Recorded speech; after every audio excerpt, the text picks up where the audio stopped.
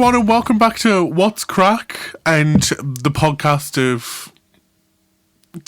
What was that? I just accidentally hit the mic.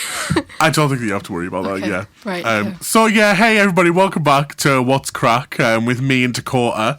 And Dakota, what's this week's episode going to be about? Education and school. School. I'm just so happy the kids are back in school. Like, I want kids to have so much fun, and I can still empathise for when I was that age and school holidays were the best thing ever and I never had to worry about it. But as an adult, I'm now empathising on the other side that we need our time. We need our time without you guys on the streets, because whenever I'm going down somewhere and there's a group of kids of like 10, I turn to that like Tina Fey character where it's like... youths. Like, and I just want to run away. But it's I feel like I've always been terrified of like people younger than me, but I think because now they're like a foot taller than me, it's even more terrifying. And kids are just so much more confident now. Like, when I was a kid their age, I would never speak to definitely. like me how like I would never speak to me how they do. Like, I would never imagine it. Never imagine like, it. I'll be going past on the bus and I'll be having kids flipping me off, and I'm like, what the hell? Did your parents teach you manners? What the hell? And it's like, I'm glad that you have that newfound confidence. Like, bravo. I wish that our generation had that, because we just kind of stooped under. However, There's a I time have and place. feelings. I'm a very sensitive person. Yeah, and more specifically, we're going to talk about school subjects. Yeah. And what we took in school, because I feel like it's coming around that time when kids are going to have to start picking their options for school. And I need to stop saying. Because I think it's quite relevant to the last topic that we had on the podcast, which was sort of resolutions, changes and decisions. Yeah, totally. Forming good habits. I think that's hard to do when you're at school, because obviously there's so much stress and you've got a lot to think about. But yeah, like, you are basically having to decide what subjects are going to form your pathways and career, which is really intimidating. That's something that school does to a T. It kind of makes you make these massive life decisions, like, right here, right now. You don't have the time to do this, because the teachers don't have the time either, and your heads of year and all of this. You need to put your plan in place now, because we need to launch you in that direction out of like a cannon almost. And yeah, so I feel like sweeping up with the New Year's resolution talk, it's kind of, it's gonna seem fast, but keep calm, just don't let it stress you out, and just do what you want. Like, this is my advice for me, and I'll probably recap this at the end, but picking your subjects, do what you want. Yeah, and don't think too harshly on it either. No. Like, it's not the be-all and end-all, and sometimes there might not even be a subject that is available that you feel like you would excel in. At the end of the day, it's just decisions, and throughout life you'll make plenty of decisions. Some of them are meaningless, some of them, will change down the line. It's not like the be-all and end-all. You don't have to get all like cooped up on this one idea that, oh my god, if I don't do this, then my life's in ruin. It's not that dramatic. It really isn't, and you'll know from my story of what we're going to go through is that it's really not all relevant. So, school subjects. Dakota, what did you do? What did you pick? GCSE, let's go. Well, you've got your core subjects, Maths, English, Science and RE. Maths, English, Science, RE, English IT. is oh no, IT I had to choose at school. You chose IT? And just a little disclaimer, because this frustrates me a little bit. I chose to do IT, which at that time, the qualification you got from it was, what was it, like OCR Nationals? Yeah. Something like that. It doesn't even exist anymore. It does not mean anything. So I spent 2 years using one of my very few choices to do IT as a subject. It means nothing. I've now then had to go and get more IT qualifications that are actually recognised as a qualification. What a waste of 2 years, I know. Is sick. I know. That is sick. Like, I didn't choose IT. We did IT as a core subject in GCSE, and it was the OCR National thing. However, I think that there was some kids that did pick an IT GCSE, and it just extended the amount of qualification they had in the field. I think I went to like a really sort of like budget school. We didn't have a lot of like subjects. They were all very basic. Well, I'm not going to say that because when you come around to my subjects, obviously we never got to that basic. But yeah, so we did REIT as core subjects. You had to do the GCSE and then basically some people had to do citizenship as a GCSE as well. I think that was a choice. If you were like sort of like a high grade earner in RE, you were asked if you wanted to do that, but you couldn't choose to if you were not good at it, which I thought was quite funny. But well, our to choose your options in my school, it was whichever pathway you were on. So the high earners, me, the high earners were put on the option track 1, which meant you had a fast track and a sprint option. So your fast track and your sprint options meant that you did a GCSE in a year. So fast track was your year 10 one. And whatever you chose to fast track, you would have 5 lessons a week and you'd finish the GCSE in a year. And I picked history because I loved history. Loved it so much, and I was like, to do 5 lessons of this a week, yeah, like I was terrible at history. Oh, I loved it, and then your sprint was your year 11 one. Don't know why they couldn't just call it year 11 fast track, but yeah, it was called sprint. And I did 5 lessons a week of French because when it was coming around to me picking my subject, I was like, what'll make me stand out? Like, what if I put on my CV or go wherever I'm going to go and it says that I've got like a C in French, and it's like, that'll make me different. That's, so by the sounds of things, you inadvertently did the English baccalaureate, is that what they called it? I don't know. I've never heard of this. You did tell me about this off. So it was if you chose to do a language and or history or geography, one of those two, and a language, you then got to pick 2 subjects instead of just the 3, which was called the English baccalaureate. I don't know what that means because I was not clever enough to do that. But I know a couple of my friends did that, and it was supposed to be like really like highly thought of in like the uni world or whatever. But wow, I wish I knew this when I was applying for university. I really got into university off just my personality. You could pick different options for that sprint. I just thought, let me pick French because je ne sais quoi. Yeah, and with my option and my other 2 options, which you had 2 lessons a week of in year 10 and 3 lessons a week of in year 11, I believe. I don't know. Don't fact check me. I'm old. I picked food technology because I loved it. I don't know why. I never saw it as a dot around lesson. I never saw it as a lesson not to learn something. But I liked the hands-on practical things. I liked baking things. I did, and I liked eating food. My next subject was the next subject that I took, which shows that my school wasn't basic at all. They introduced it the year that I was taking it, and they stopped doing it after the year after me did it. Okay. And it clearly didn't work well then. No. And it was the subject of economics. Now, what you're saying to me is it a glorified business studies? Yeah, it is. It really does single out that main field of it, which is a good thing. I'm not saying that these subjects aren't good things, because there's some kids who are going to go to university and they're going to do economics, which will be a hard course if you don't understand how niche it is from the start. However, it was so hard to a point and it's the lesson will come out of this when your heart's not in it. Yeah. You'll just waste your time doing it. I think that's with any course, though. 100%. You don't really tend to excel in subjects that you're not all in with the heart. Like, if you don't love the subject, you don't tend to put in as much effort as you would if you did love the subject. But I feel like if we had those kind of options at my school, like, that would be something that I would have took, because I think economics is like, it's really helping you define like what kind of career move you want to make. Like, At my school, it was just basically like the essential subjects, and we didn't do like fast track or anything like that. It was literally like you just had to do everything for 2 years and hope you came out alive.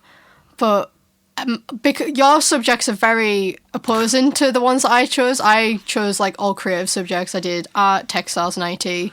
Love it. We never had a textiles GCSE. Oh, okay. Did you have wood tech? Yes. What have it been called? Maybe it was called like CAD, computer aided design. Yeah. Something like that, maybe. So, because my school was called the Science College, what was yours? That would maybe... Mine was a mathematics and IT college, I believe. That's maybe why you had the subjects that you had available. Maybe. I believe that we did have a product design-ish GCSE level because you had your A level and some of the things definitely stretched upwards. So what subjects did you do? What was your full repertoire of your GCSE subjects? Art, IT and textiles. So those are the ones that you picked? Yeah. Out of all the ones that you did, including the core subjects that you did, which ones did you enjoy the most? See, this is like a double-edged sword because I really enjoyed all of them, but I didn't excel in all of them. Mm-hmm. So I picked those subjects because I was never very academic and I was always very like creative and artistic. And for me, it was kind of like, well, I'd rather get a GCSE in something than fail in a GCSE for trying to do something academic. So I didn't even think about taking like French or history because there were subjects I just did really terribly in. And so I decided art because it was something that I was like really enjoying, and I thought, oh well, in a way it's something that I can just kind of like hang about in until I like leave school and decide what I really want to do. And textiles, well, I was always really interested in like not like fashion but like personal style and like materials, fabrics. I was really obsessed with like Vivienne Westwood at the time and her whole like punk movement she did. So it was kind of a no-brainer for me, but I know that teachers were like, oh, you know, maybe you should do like more academic subjects. I was like, well, I won't come out with any passes, so it'd be kind of a waste of both our time. But in the end, so I was predicted to get, I think it was a C in art. I ended up coming out with a B, and predicted an A in textiles but came out with a D. And this was because I didn't get on with my teacher and my coursework went missing, suspiciously, and so I lost a whole chunk of grades, and I'm still bitter about it now. I don't blame you. When you picked these subjects, what was going through your mind when you picked them? I honestly really didn't know what I wanted to do, and I still don't now. So there was no pressure of like, I need to do these subjects because I want to do that. It was more a case of, I'm just going to do these because I enjoy them, and I know I'll pass in them. Did. So I was just like, these are easy options for me to take, and I'll find out what I want to do in college. Like, there's really no rush. And I would still say that now. Like, to anyone who is picking their choices now, I would say, do not think it's the be-all and end-all. Don't think that these are going to define your life. It does make it a bit easier when you pick options that are going to, sort of decide what you're going to do for your career. But there is always college, there's always university, and there's always online learning. Yeah. So... with your subjects, did you kind of get the predicted grades that you thought, and do you feel like you would still pick them now? I don't think that I got the predicted grades that they said that I was going to get, because the main thing behind that was, a lot of the course that you do is you have like coursework subjects. Yeah. And normally when you do a coursework subject, it balances out to be 60, 40, 60% of it is based on your coursework, 40% of it's based on like an exam. And I was a very naughty kid, and I wasn't that invested enough to do revision, let's say. Like, there was kids in my school and kids who were in my year who went home every night and revised, and I saw their notes and I was like, oh, I was going home and I was leaving school at the door. I was like, I go there for 6 hours a day. My knowledge is going to be tested on what I do in there. Didn't fail exams, don't get me wrong. I was getting like C's and B's. But in coursework, when I really did have a lot of help and a lot of time, I was getting like A's and stuff. And my food tech was one that I got an A in the coursework, even though it went missing by the end of it. But me and my teacher like freaked out and were like, oh. So we had to rewrite most of it. And then in the exam, I believe I got a C, like a high C. And it evened out to be a B grade. Yeah. And so if they're going to predict you an A out of the coursework and you go one below, it's... because I don't think we did a practice. No, we did do a mock paper in food tech, actually. I quite liked the food tech exam. The food tech exam that which I did was... you had to design a biscuit. Oh, really? Yes, you had to go in there and you had to design a biscuit for a kid. That was like your audience. And so you had to design 2, in fact. And my biscuits were... There was a traffic light biscuit because it was, fun colours. They like say this every day. And there's a red, the red incorporated thing was something like a jam of some sort or like a cherry, and it had to be healthy and you had to explain and what the orange thing would be made out of. And I was like, it could be lemon curd, it could be marmalade, it could be just anything along the lines. And then what green would it be made of? I think I was stretching it green because I was like, what's sweet and what's green? I don't really know. And then my second biscuit, it was using the game Animal Crossing, and it was the logo leaf. It was like, kids will know what this is because it's a kid's game. It's a green leaf. It's a healthy biscuit. It's going to be, I think I said that was going to be a savoury biscuit. I don't know how, but yeah, I really liked my food tech exam. Other predicted grades, some of them fell under the radar. Economics being one of them. So basically, my grades, I got 4 Bs, 7 Cs, 2 Ds, and an E. I believe all my GCSE grades were.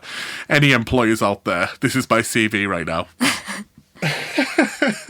And so my B grades were in food tech, history, RE. Oh, there was another one. Can't remember. And then passed all my core subjects. What did I get D's in? I think I got a D in French because I was really good at reading French. In the reading exam, I got an A. Oh, wow. Yeah, I know. Voulez-vous coucher avec moi? Whatever. But when it came to speaking French, even though I've just done it meticulously there, I wasn't that good. And writing, was that maybe a confidence thing then? Maybe, but maybe it's also me just not really putting the effort in. Like, it really, life is about effort. What you put in, you get out. Yeah. You really do. Some things you'll just be naturally talented at, like reading French. I remember a lot of kids that I was friends with, they really struggled with the French exams because it was like so hardcore. Like, you've got to memorize like this whole like 2-page essay that like, you've wrote, and French, it was mental. Yeah, French is one of the most examined subjects, should I say. Like, you have speaking, you have listening, you have reading, you have writing. You're examined on 4 parts of French. Intense. So they're broken down into like one's 20, one's 30, one's 40, another one's 20. You're examined on all parts of it, and your reading and your listening, when I was doing it, were exams. So you sat in a room and they pressed play on the listening one. You had to say what they said and stuff. And I was okay on that one. I think I got a C on listening. And on reading, I got an A. Couldn't believe it. And my writing and speaking, which was done in front of the teacher in a controlled assessment, I didn't do that good. Yeah. Because I don't know. I really, the teacher was perfect teacher for it all, and she's really up there, and one of the teachers that I respect and come out who definitely put me on the line. It was just I couldn't do it. I suppose I guess the stakes are kind of high because you've in a way kind of been learning the subject for 5 years, and I guess like the sort of grade boundaries are to sort of like represent like, well, you should be this good after 5 years of lessons. Yeah.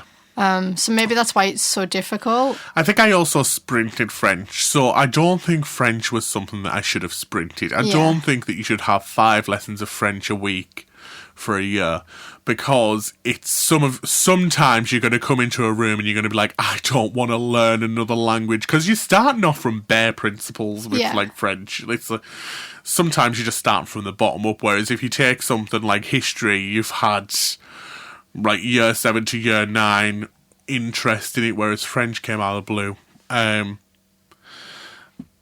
But no, I'm not disappointed with my grades, and I'm not disappointed in what I chose. However, would I choose them again? Probably not economics. Yeah. I think I don't regret mine, because I know that I didn't have sort of the capacity to do anything else. So that was kind of my options back then. So I could quite easily sit in here and be like, oh, you know, if I went back, I'd choose this, this, and this, because I feel like they would have been good subjects to pick, but they weren't me, and I know that I wouldn't have excelled in them. And also, at school, it is so intense having to learn like 10 different subjects all at once. So to even narrow down to 3 or 4 to choose to do GCSEs in is insane, because it's like trying to pick your favourite food. Sometimes you like it, and sometimes you don't want to eat it, but sometimes it's just there and you got to eat it. Yeah, sometimes you just got to eat what's given to you. Yeah, like when you were saying, sometimes you don't really feel motivated to do the learning, but you know that it's kind of necessary to get to the finishing point of getting the grade. Yeah, sometimes teachers were dragging me on my hands and knees through some of the courses. One of my IT teachers did definitely, like, some of my coursework was overdue.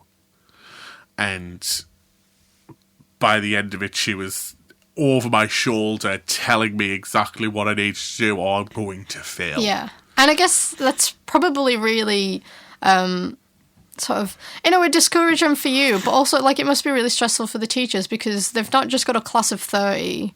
Sometimes they have, like, 3 classes of 30, because there's, like, so many in a year group. And so it's, like, they're probably getting it in the neck to, like, get you to get all your coursework through, because it's obviously going to hurt the statistics of the school.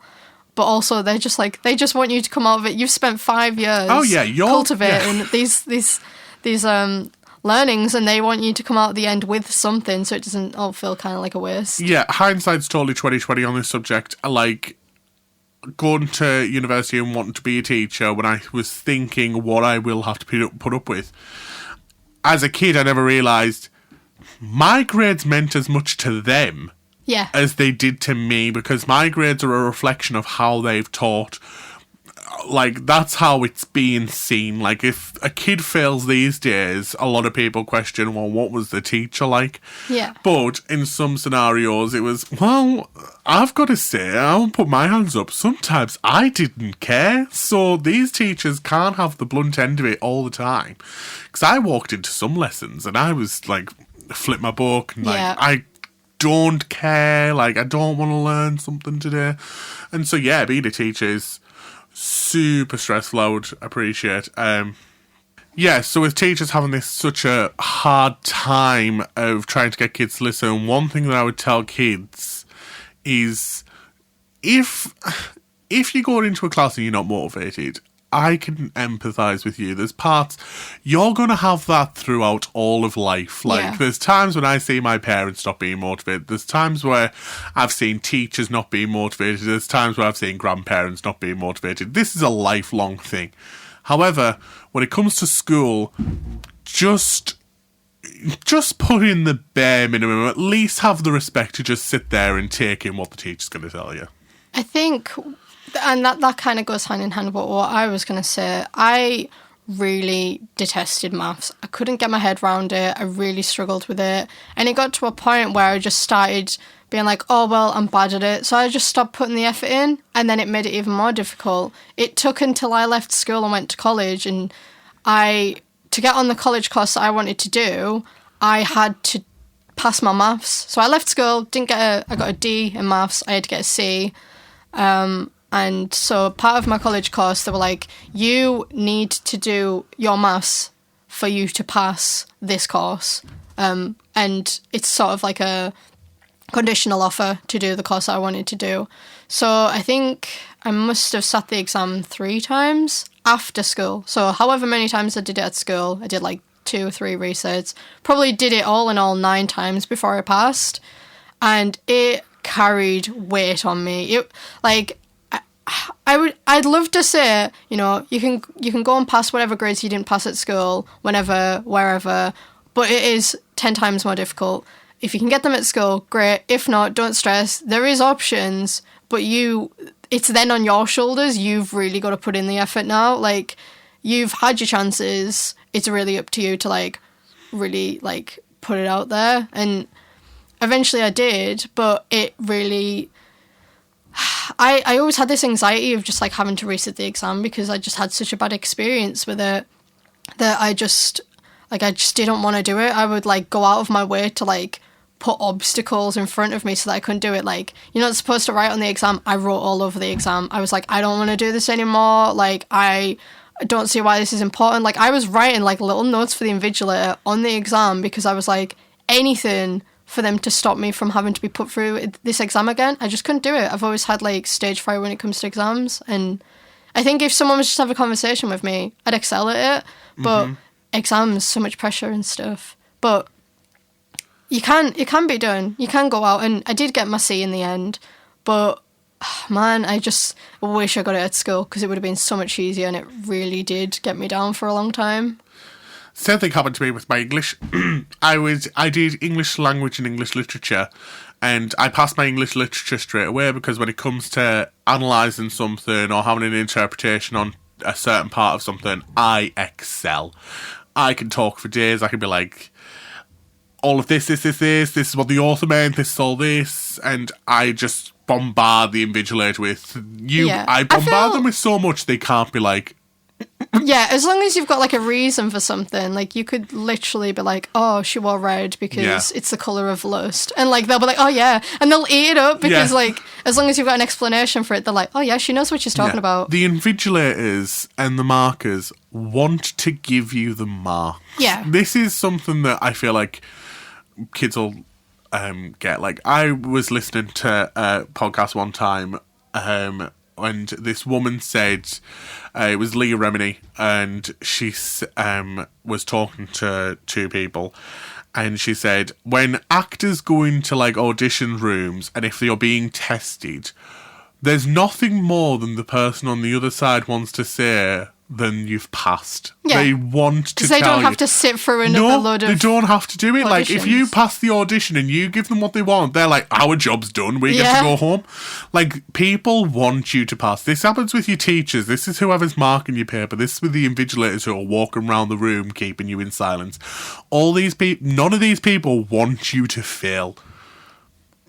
But you also need to channel that, and you need to keep high hopes, because I was the exact same as you with my English language, which tells you to write something in a certain way with certain skills. Sometimes I would just fall behind, and I was trying to pump out so much information, which I would do in English literature, and my teacher was like, you don't get it.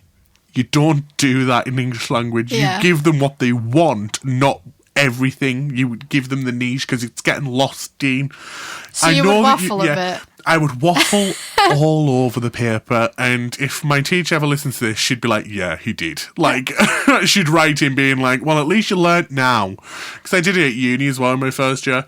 Like, she was like, it's there, and you can tell me where it is, and I can see where you've put it, but a marker doesn't. A marker isn't going to try and find it. Yeah. You're going to have to put it down in plain and simple notions. And in the last exam, I think one of the tidbits that I give for kids going to an exam is all you can do is your best. Yeah. It's all you can do. If you go in there and you give it your best shot, and I'm talking about even if you know nothing, you wildly guess, or you sit there and think for 5 minutes of what it could be and put it down, and you can walk out of the exam and you said, I gave it my best effort. That's all the world can ask of you. And that's what I did in all of mine. And I especially did in my last one. And then I did pass my last one. And me and my teacher had a little bit of like a, oh, that was so good. We ended up hugging because it was a trial and tribulation from her. Like, I'm not an easy student by the least means. But yeah, and so I actually ended up passing mine and I never had to bring it on the outside. However, I'm more interested on your story because it might take it into picking stuff up further in life. Yeah. Because I would like to tell kids now, whatever you pick now, it isn't like it's set in stone as far as the school. Yeah. However, in life, it's not. Because my GCSE options have not swayed my career one bit. Oh, definitely. Mine neither. I am not in the creative industry that I would hope to be in. My GCSEs never led me to do this podcast. Well, maybe your English. Actually, probably, yeah. Yeah. My teacher really set this stone in motion, actually. She made me find a way where waffling comes in handy. It's just word jumble. So you talked about you went to uni to do history. I did go to university to do history, and in the meantime, before that, I went to A-levels, and I picked history, product design, and business studies. Which is kind of similar to what you chose at GCSE. Oh, I wouldn't say so. Business studies maybe to economics, but product design was out of the blue. Where food technology is nothing on product design. Yeah. You have to create a brief for something maybe, but it was such a jump. But also, I want to underline this, and my teacher was telling me this, and I was batting it off. The jump from GCSE to A-level is horrendous. It's mind-boggling how you can be expected to put so much more effort into something after doing... GCSEs just seem like basics after you sit in A-level. I'll tell you how much of a jump it is, because the jump from A-level to university seems like a back step in some senses. Oh, really? When I was doing history in uni, I was having the time of my life and never felt anything at all, never felt any more pressure. But that's because A-levels instilled into me all the pressure that I needed. That's quite interesting, actually. I didn't do A-levels because I didn't get the grades, and also there wasn't really anything in my choices that would have really led me on to A-levels. But from the friends that I had that did go and do A-levels, a lot of them said that the whole point of A-levels is to aim higher than university, so that you're actually working harder than you would be at university to get into university, to prove that you're worthy to kind of go to university. That makes sense to me. Which is insane, because you'd think that it would just kind of be like you're going up the steps in like a sort of, on the way up in a certain fashion, but instead it's just like you said, you're going up one and then coming back down two. It doesn't make sense. But I guess if someone really excels at A-levels, they can kind of guess that they're going to excel at university and see it worthwhile. 100%. All the people who I went to A-levels with who got awesome results, went to really good universities, and have graduated with really good honours. I graduated with my honours, and I'm pretty proud of it. But it hasn't led me into the career that I've got today. But not yet. Not yet. Because you are only 23. True, and I don't know what I maybe want to do with my degree yet. It's just on the wall right now, just pretty to look at right now. But yeah, you do have this glorified notion of whatever I'm going to pick now needs to be correct because I'm going to be going into the future with this and this is going to have to apply for this. And it's not really, because when I was going to university as well, the amount of mature students that had came back to school and came back to university to go to do something that they really wanted to do after being stuck in whatever, if it was admin positions, or one woman was a nurse and she came back to uni and she did history because that's what she wanted to do. You'll come to these points in your life where what you want to do, you'll strive for, because you realise that's what life is about. It's what you want out of it. You don't have to do everything in the same order everyone else is doing it in. No. And I think this because from what I heard, people who did A-levels, it was like very like, what uni are you going to, like, yes, what you wanting to do at uni. It was all about like the step to uni. It wasn't anything else. And I think that's an important point to make. Like, if you don't feel like university is right for you now, you don't need to go right now. You might turn around in 20 years' time and be like, you know what, I've decided exactly what I want to do, and I'm going to go and do it now. Like, there's no rush to do anything. Like, everyone works at their own pace. It's totally fine. Just say it louder for the people in the back, because honestly, this is the most wisest thing ever. Because do you know who does the best at uni? The older mature students. Yeah, because they want to be there. But yeah, if you want to be there, you put the effort in because that's what you want to do. You've came to the realization that that's what you're gonna do. And you do the best in it. Yeah. Like, I did want to do history. I'll hold my hands up. It's the subject that I always liked, and I would have went to uni to do it anyway. So I never found a burden of doing it academically because I did find it interesting. Yeah.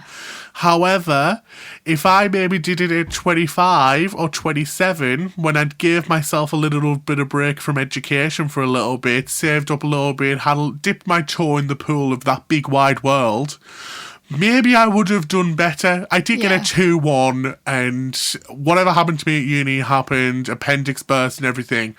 But if I really wanted it, I probably would have got the first. And Definitely. all these mature students who getting really high 2-1s, if not first.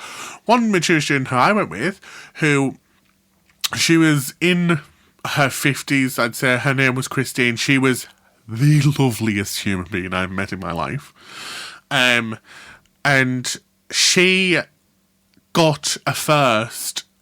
Her dissertation was fail-proof. This woman did a subject that nobody's ever spoken about. She writ it in such a meticulous form. She binded it perfectly.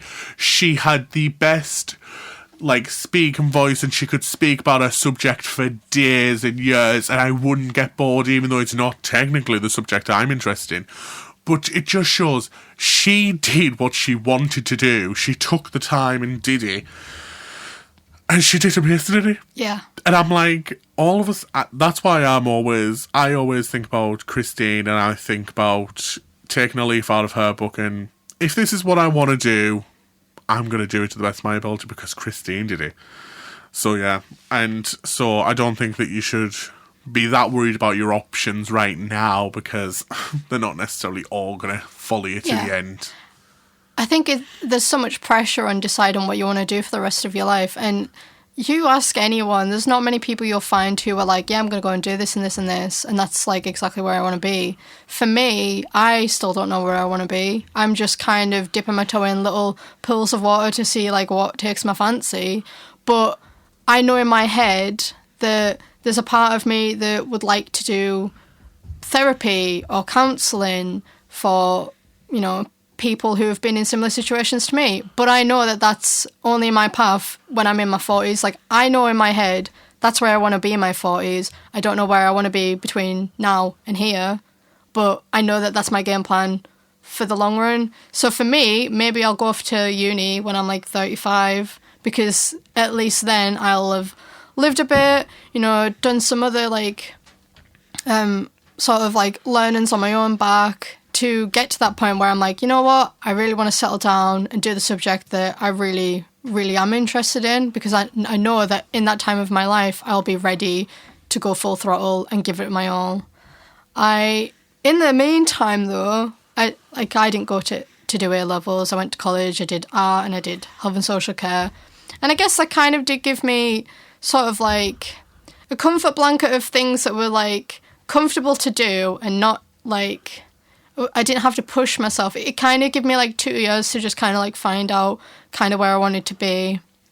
And so when I left college, I went and did a couple of jobs, and I also did some like online learning from like courses that I paid for myself. Just like little bits here and there, like business, counselling and psychotherapy, diet and nutrition, personal training. And these are just like little read up in your own time courses with a little exam at the end, totally chill. And you've got like I guess like most of them have got like a year to do it. So it's literally just learn at your own pace. And it's brilliant because I'm now I'm doing courses that I'm really interested in. I'm taking the information in and I'm like using it in my own life and like helping other people out so I can like give advice and stuff.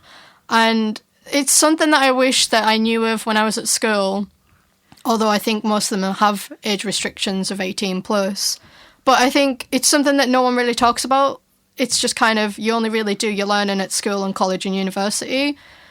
The options are limited, endless. Like you can think of any course and you'll find an online course for it. And I think that's great because you never stop learning and the options are always out there for the things that you want to do. But it's just not spoken about enough. And anyone that I find that's just kind of like stuck in the way of like, oh, I want to do this, but I don't know. It's like, do an online course. And they're so cheap. They've always got like discounts on them and stuff. And I really enjoy knowing that I've now like got courses of things that I'm really interested in and also things to put on my CV that will help me in the ways of getting to where I eventually want to be, but not having to make massive steps of, oh, go and do a university course. It's just a diploma or it's just a level 2 certificate or whatever. But it's definitely something that really needs to be like more put out there for people who just kind of want to do some like relaxed learning in their own time to help them eventually get to where they want to be. I just wondered if that's something that maybe you'd thought of. Seeing as though I did all my education at one point, and I did all of it in 21 years, it felt like, well, from you go into reception when you're 3 or 4, and I graduated uni when I was 21. I was in education all that time, and I came out and I was like, I'm never sitting another test. I'm not sitting another exam. I'm not submitting any more coursework. That is it. That is over. Yeah. You burnt out. I am fizzled as far as it comes to education. Well, when I first came out of uni, I've been thinking about whether I want to go back and do a master's, to just kind of up my ranks again. Or whether I want to go into teaching. I am very much clueless right now of where I want to be because it's good to have a plan like you where you definitely want to be.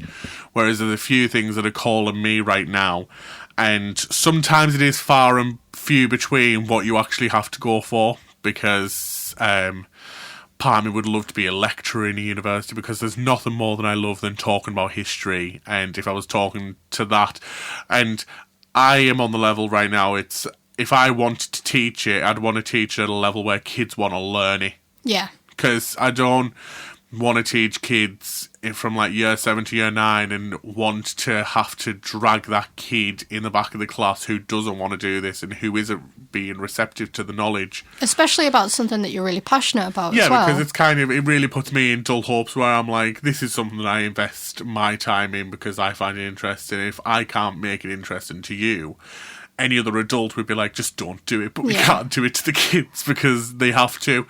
You don't want it to become a labour of love for something that you've, built up your life to do if you were to become a teacher. If something becomes a labour of love, there's so much emotion then put into it where you kind of like, this is another thing about teachers, like you have to respect them at the end of the day because they've took that subject so far. Like most of the teachers that I see, most of the teachers that I've made friends with, they teach their subject because they love it. Especially, I've never seen an English teacher teach English because they never love it. Like, a lot of English teachers love reading. They love analysing the words and everything like that. And I think that's reassuring in the sense that, like, you will find your thing. Yeah. If you like a subject right now. Yeah. And that's what really turns you on mentally. And it's what gets you going, and if it's what gets you out of bed that day where, I've got 6 hours of school, but I've got that 1 hour of history where I'm going to learn about the American West, so it'll all be fine, I just have to make it till past dinner.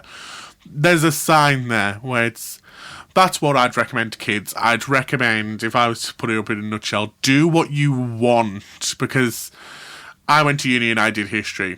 When I come out of uni, there's not a lot of jobs screaming free. There's a lot of jobs which you'll use it as a jigsaw piece to fit you in somewhere. It is actually a good degree to have. However, it's not something like law or engineering where you come out and you've definitely got a place to go. You definitely go into a law office, or you go into, especially if you come back round here and you've got places in the nuclear industry. But I can't with that. But I haven't regretted doing it because it's what I wanted to do. Whereas I'm seeing people who went to uni to do a course because they knew that it would lead to a good paycheck. They've really been on their knees through them doing the course, if not graduated it with a bad grade, or graduated it with a good grade, and then going into a job that they don't want. Yeah. Like, it's not good doing something that you don't want to do. And I will always sit and say to people, like, there is a job out there for everyone. There is a job out there that you will love. You just have to find it. And it might not be related to your uni degree, or it might not be something you've even thought about, but, like, always have your options open for the possibility to find your true potential. Like, if there's no job around, like, it's very idealistic saying, but if there's not a job around what you want, make it. Yes. Because that's what I made this podcast for. That's why we've came here and been creative and done this. Because this is what we wanted to do, and we strive to make it happen. And it's that's something that feeds into the going and doing something because you definitely want to do it, and that's what you'll excel in. It isn't an exact science, but it's definitely, when I think about all the examples in my head, it's definitely where people have achieved more. Because I walked into my product design class and the teacher asked me, "Oh, so what's made you want to come and do product design?" And I told the truth, which isn't always the best thing to do, but I did. And I said, "Oh, it was just to fill a slot on my timetable." Now, hindsight being 2020, I understand how that would have made the teacher mad. Yeah. Because the teacher obviously likes that subject. However, it was the truth. And when you look at me, generically, you don't think of me as a woodworker type and doing anything. But I did the course, the teacher pulled me through it, made me do the work, didn't give me the best grade, although I made a beautiful piece of artwork, which was a zebra print sofa bath, and it was a brilliant I've brief. heard about this, and I need to see this. It's a legend. I'll show you it after the podcast. And yeah, so... Actually, when the podcast gets an Instagram page, I'm going to upload a photo of the zebra bath on the Instagram page, because the people need to see it. Okay. And the teacher never gave me a good grade for it, and I always felt like he had a burden against me, that I said this at the start, and we were just clonked heads from the start and the get-go, and he just never used to give me good grades. However, this is what... You'll always thrive in something if you're not the one to blame, because he gave me a poor grade in my first year for my coursework when I made a Vivian Westwood lamp, because I joined 3 weeks late to the school year, and he told me to pick a designer on the first day, and I was like, then he was like, pick a product designer because you're going to have to pick it right now and you're going to have to get to work. And I was like, well, Vivian Westwood. And he was like, right, I love great. how we both just really admire her work. I just did, and I was like, the only designer I know is like Vivian Westwood, to the point where I can speak about her. Yeah. And so he was like, right, great. Your brief is you have to make a lamp based on the designs of like Vivian Westwood. Based on her work, you have to emulate it and make it into a lamp. I did it, tried my hardest. It wasn't the easiest thing to do because other people had picked people like Dieter Rams and James Dyson, these people who made electronics, whereas I picked a fashion designer, and making a lamp in her emulation was a hard thing to do. But he just told me to do it. And so he gave me a really poor mark.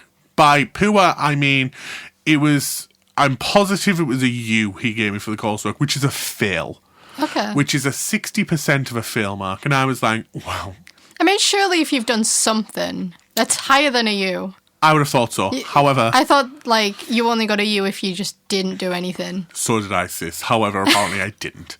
And so I'm sat here with a Vivian Westwood lamp, heartbroken, like, well, this is my sixth form over, because if you fail one subject, you're out. And came back at the end of it. I went and I sat the product design exam.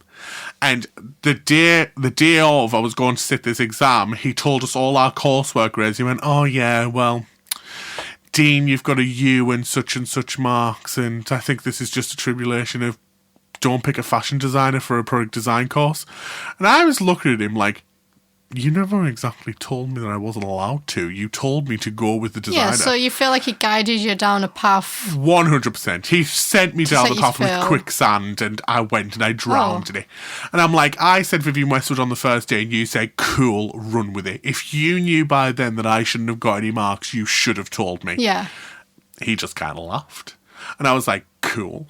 Went and sat the exam, and there was a 45-mark question of how does fashion inspire the product design industry. Brilliant. And I was like, wrote everything down that I could have knew. I gave that marker absolutely my heart, body, and soul in that exam, and I came out of it with an A. That's amazing. And so I got that U up to an E, and I got into year 13. And it was like, it was crazy. And I was like, but yeah, so I think that's a positive message for people out there who feel... Yeah, if you feel like you're just at the end and you feel like it's all against you, just one know last push. that one last push, and everything will happen for a reason. Destiny will take place, and it'll give you a 45-mark question on fashion rather than technology, and you'll blast it, you'll come out on Blazes of Fire. And the next year when I sat down in his class, he went, well done on that question.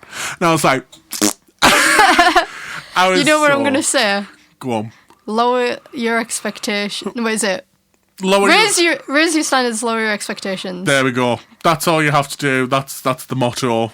We should get that tattooed. You should get one half, I'll get the other half. And but yeah, especially if you take that into school, I don't think that there's much that you'll be disappointed about. If you have a high standard for yourself for coming into school, give yourself the best opportunity to pass as well. Don't think that you can just like turn up to the exam and pass it if you've done no prep work, which is exactly what I did, and hence why I didn't get great grades. And I'd love to say that if I went back now, I'd do better, but honestly, my motivation wasn't there. I wasn't interested in any of my subjects to get the grades. So I did kind of poop in my own bag there, but it is what it is, and I'm hoping that, you know, whoever's listening now, if they're choosing to take a grades, put some bloody work in. Yeah. Because it is a reflection of you, your teachers, and the school, and at the end of the day, your school isn't going to get you the job. Your grades are going to get you the job. You need to get those grades to get the job. Yeah, the majority of people listening, I don't think, will be going to like a private institution whose school will get them a job. But now that we've got about 5 minutes left, trying to condense it down, pick what you want to pick. You'll do well in it. If your mum and that's saying that there's no future in it, just be like, but it's something... Use that as fire to prove her wrong, if you think that's the right decision to make. Just know, even though the education system's changed, it's not A's and B's anymore, it's ones and twos. Is one's the best? I am not sure. It's been a while since we've been at school. Yeah, so if one is the best, just know it's better doing a subject like music and getting a 1 than doing a subject like French and getting a 5 with the same effort that you'd put in. Definitely. Because if you're naturally attuned to music or performance or art, and you're going to excel in that naturally and get to the potential of 1, rather than going into French, which is a subject which is highly commended. And but only if you get a good grade. Yeah. Which is highly commended if you've got it. And it's like, oh, right, it really does set you aside. However, if you've got a 5 in it, and if it's going to burden you and it's going to make you have sleepless nights to get a 1 in it and make it more unhealthy for you, there's only one answer, in my opinion. And it's, unless you're going to go and be a translator for NATO, why do you have to do French? What fits your plan right now? If you want to be a teacher, what do you want to be a teacher in? Maybe pick that subject, because that's what I did. I wanted to be a history teacher, and I picked history. And I wanted to be a teacher, but what I was going to be a teacher in was also... Even if you're not quite sure of what you want to do, at least pick subjects that are going to help put you in a position that gives you more options. Yeah, and it's just think about, like, are you going to stay in Cumbria forever? Are you going to stay in round here where there is where the nuclear industry is thriving? And if that's true, maybe pick something or learn to put more effort into something where they call for. Like, unless you plan to move away. Yeah, if you plan to move away, you plan to go somewhere which calls for, like, artists and more artistic mediums, like Bachelors of Arts, etc., go down there. However, if you're thinking about staying around here and you're thinking about job prospects, it wouldn't hurt to maybe stick more into science and STEM subjects, because you've also got to learn to play the game, because some things aren't going to change, and I don't think Cumbria is going to be one of those places that change for artistic license as of yet. So, I think every area in the UK has kind of its like core subject of where it excels in, and where you're going to kind of find like the biggest hub for certain opportunities. Obviously in Cumbria is primarily nuclear science, mathematical, that kind of thing. But I guess if maybe you went to like Liverpool, it would be more like artsy, musical. So I think that's another thing. Don't let your position in where you live define or put barriers of what you want to do. Because if you want to do something hard enough, like you really, really think that that's where you're supposed to be, you will find the place in the world where you can do it. And truly, that's where you'll find true happiness in doing that. Yeah, doing exactly what you want to do on your time basis, where it's accepted to be done. I think we definitely hit the nail on the head on that one, from what I can say. Although, also, I could be uneducated in the sector and not have anything to say about it. I might have just... We all went to school, and so therefore we have something. Yeah, also, coming out of it right now, coming out of uni, I hit a hard time where people don't, and workplaces right now, don't strive for people who have achieved academically, per se. It really does help. However, right now the job market thrives on experience. Yes. And you need to have experience in fields in order to go wide up in. So you also have to think about that. There's so many things to think about when you go into this. I can't help but just say, just try your best. Yeah, just do what you want, try your best, and there's no rush. Don't feel like you have to keep up with everyone. If it happens, it happens, but obviously put in the effort to give yourself half a fighting chance. Oh yeah, 100%. Because life's based on effort, and you get out what you put in. And that makes me sound like a father figure there, but I feel like we're basically just saying what all the teachers said to us at school, but we didn't want to hear it, and now we're like, oh, yeah, I get it now.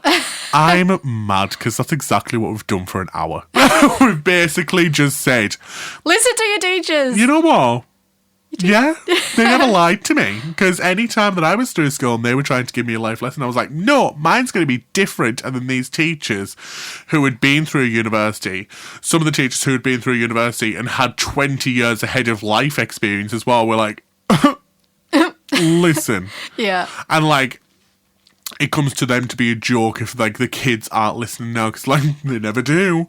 But now, yeah, I wish I did a little bit more. I'd give a day to sit down with like 5 of the teachers that really like made me better, and like I'd be like, oh, tell me what's going to happen next. Just tell me. But yeah. So listen to your goddamn teachers. God, like that's the main crux out of this, isn't it? Do what you want and listen to your teachers. Does that sound good? That's the tea. That's the tea. That's the crack.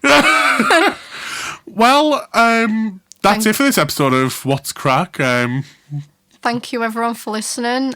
Big shout out to Soundwave for giving us the opportunity to actually record this podcast. Yeah, giving us the space, the enjoyment, and the facilities of letting us record these voices.